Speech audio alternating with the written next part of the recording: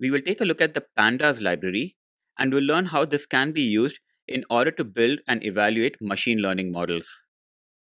So what exactly is Pandas?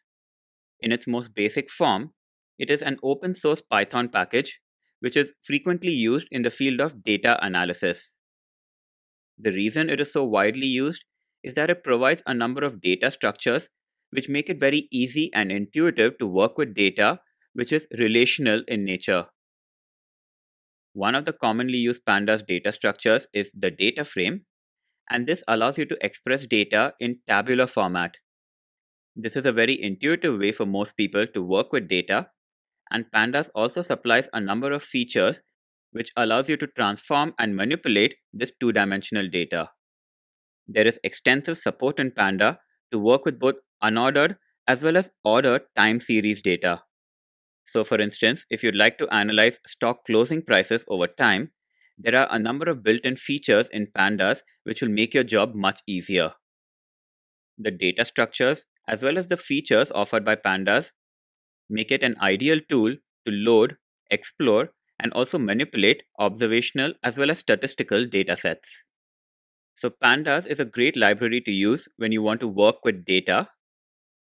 And now we take a look at the Scikit-Learn Library, which is also an open source library available for Python. And this offers a number of simple and efficient tools in order to build, train, and evaluate machine learning models. Scikit-Learn has been built using other Python-based libraries such as NumPy, SciPy, and Matplotlib, which make it easy to manipulate as well as visualize data. One of the great features of Scikit-Learn is that it is open source and is in fact free for all to use, which is why it is widely adopted in the field of machine learning. And another reason why it is so widely used is that it includes libraries for all of the common machine learning algorithms.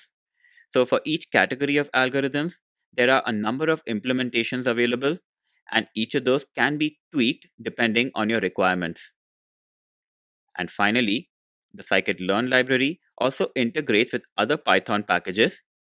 For example, any of the data which is used for machine learning, for example, training data to train a model or test data in order to evaluate it, can be in the form of Pandas data frames. One more library which is commonly used for machine learning is XGBoost.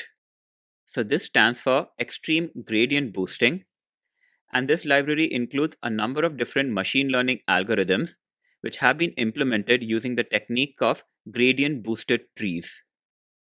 One reason for the popularity